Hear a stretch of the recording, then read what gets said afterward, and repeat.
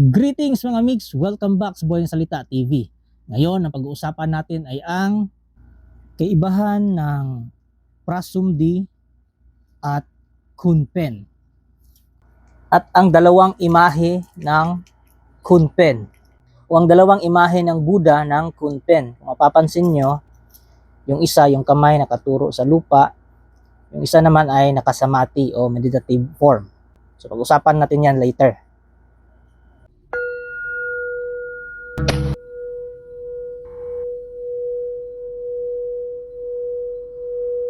So kung bago ka pa lang sa channel na ito, please tulungan niyo akong lumago aking YouTube channel. Please paki-subscribe po, paki-like ng video. And don't forget to hit the notification bell para updated kayo sa ating mga future topics. So huwag natin patagalin. Magpatuloy na tayo. So maraming nagtataka mga migs, nalilito kung ano talaga yung nababagay na Buddhist amulet para sa kanya. Kung Prasumdi ba o kung Kunpen ba. So ano ang pinag-iba? Pareho naman sila na may imahe ng Buddha. Ang Prasumdi mga migs ay tinatawag na King of Amulet. Kung bakit? Kasi sa sangkap nito. Ang mga sangkap nito mga migs ay pulbo o powder ng mga antigong amulet. So, ginawang powder yun, dinikdik yun. Pagkatapos, powder ng mga gemstone, kasali na doon ang leklay. So, kung mayroon kang Prasumdi, para ka na rin nagsusuot ng leklay. It's because isa ito sa mga sangkap. Mga abo ng insenso, ng mga kata. So sinusulat yun ng mga monk, tapos binabasbasan, tapos ginagawang abo, inihalo dito. And aside from that mga migs, may mga dagdag din sa ibang mga Prasumdi. Tulad nito, meron siyang takrut. Yan, for prosperity. Meron niyang sacred geometry, tapos nilukot, nilagay dito sa likod. At ito namang nakikita niyong parehaba, ito yung serial number niya. So ito yung pagkakinanlan na galing talaga siya sa temple. So hindi siya pirated. So, ang monk nito ay si LPQ o Luangpo Q. So, ano ba ang spiritual na benepisyo ng isang Prasumdi?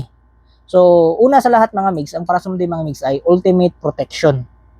So, sa lahat ng itim na mahika, kulam, barang, o anumang sumpa, so, protektado ka ng Prasumdi. Kung napanood nyo yung video natin dati tungkol sa merit, so, kailangan siya ng merit o positive karma na energy para mapaandar. Kasi yun yung susi niya. Hindi siya tulad ng mga Pinoy occult na amulet na may mga orasyon pa na susi, which is sinasamba naman doon ay ang infinito Diyos, hindi ang totoong Diyos. Dito mga migs, ang susi niya ay ang positive energy mo o good karma na nakukuha lamang mula sa paggawa ng kabutihan, pag-iisip ng kabutihan at pagtulong sa kapwa. Kasi kung magawa ka ng mabuti sa kapwa, yung universe mga migs ay sinusuklian ka ng positive energy o good karma o tinatawag nilang merit. So aside from that mga migs, so meron siyang benepisyo na kapayapaan sa isip kasi pure light amulet ito eh. Wala itong halong occult o wala itong halo na mga sikretong aral. So pure Buddhist amulet talaga ito. So pure witcha or magic of Buddha. So meron din itong kakayahan na pagpapalain ka sa kapalaran dahil protektado ka ng amulet. So instead na yung positive energy mo, positive karma mo ay magagamit sa pagprotekta sa iyo, so yung karma na yon ay ang energy nun magagamit na para pag-manifest ng mga mabubuting bagay o kasaganahan sa buhay mo. Kasi trabaho na ng Prasumdi na protektahan ka. Hindi na trabaho ng sarili mong positive karma.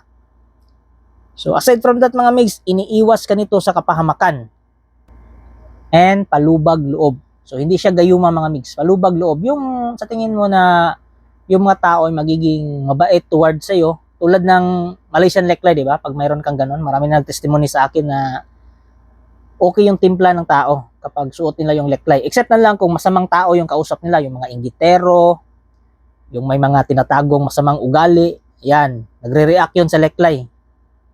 Yung mga sumasamba sa demonyo, sumasamba sa infinito Diyos, gumagamit ng mga orasyon, yan, nagre-react yun sa leklay at saka sa Prasumdi. So ano naman yung Kunpen? So isa itong anting-anting na nakapokus sa panghalina o pagmagnet ng tao.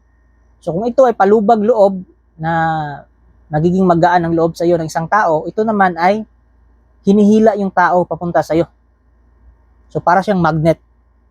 Ang Kunpen po ay pinapalakas ang iyong aura o karisma.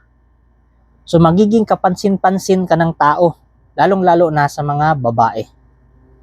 Kasi ang logic o ang intention sa paggawa ng amulet na ito, yung sidekick energy na dineposit sa kanya is through the concept of General Kunpen, the charming warrior. Magiging ma-impluwensya yung dating mo sa ibang tao. Kung ikaw ay isang influencer na lalaki, so pwede itong amulet na para sa'yo, para ma-influence mo yung mga tao. Kasi isa sa mga technique ni Kunpen para makuha niya yung loob ng mga tauhan niya ay ginagayuman niya ito. Pati mga kaaway niya, ginagayuman niya para maging kaalyado niya. So, ganyan yung Kunpen. So, hinango siya sa isang antingero sa Thailand na tinatawag na General Kunpen.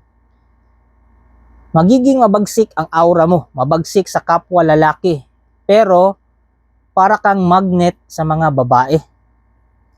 Meron itong kata o dasal mga migs para mapaamo mo ang tipo mong tao. Although pag inusalan mo siya ng kanyang activation spell, meron ka ng basic na panghalina, iba talaga yung kata niya na pang-magnet. So, pwede itong gamitin sa negosyo mga migs. Meron akong ganito eh. Hindi ako nasisiro sa online selling ko. Every week, meron talagang benta. So, ang dalawang uri ng Kunpen mga migs. So, ito ay nakasamati. Ayan, naka-meditative form, mapayapa. Ito naman ay mabalasik o tinatawag nila na Mara Vijaya. So, ito yung imahe ni Buddha na pinalagyan na niya si Mara. Yung Mara po is yun yung demon sa Buddhism. Yan yung nemesis ni Buddha. So ito yung imahe ni Buddha na tinalo niya ang kanyang nemesis. So ang intention o sidekick energy na inimbak ng monk dito sa paggawa ng amulet na ito ay meron siyang automatic na sumbalik kahit hindi ka mag-usal mga migs. So ito mga migs, ito ay parang magnet ka talaga ng babae. Ito, panghalina lang, kumbaga ma-attract lang sila sa'yo, tititigan ka lang, makukuha mo yung attention nila, kumbaga mapapansin ka nila. Ito mga migs ay para talagang magnet sa kanila. Pag napagana mo at meron kang enough na merit o positive karma. At magiging mabalasik din ang iyong aura. So nag-uumapaw ang iyong karisma mga migs. Pero dapat angkop din sa iyong pangangatawan. Dapat mabango ka, presentable kang tignan, at magaling kang magsalita para ma-align yung energy ng amulet sa iyong personality. So ito yung klase ng amulet mga migs o Kunpen mga migs na maiinis sa iyo yung mga siloso o yung mga suyaon na lalaki, yung mga inggitero na lalaki, yung mga usal ng usal na hindi naman nila naiintindihan. Kasi maiirita mo sila, pinapalabas mo ang tunay nilang ugali. Meron din namang occult na Kunpen mga migs. So yun yung hindi imahe ng Buddha nakalagay. So imahe siya ng isang soldier na may espada. Yung iba naman imahe siya ng isang lalaki na may kasamang dalawang babae o yung panggayuma talaga.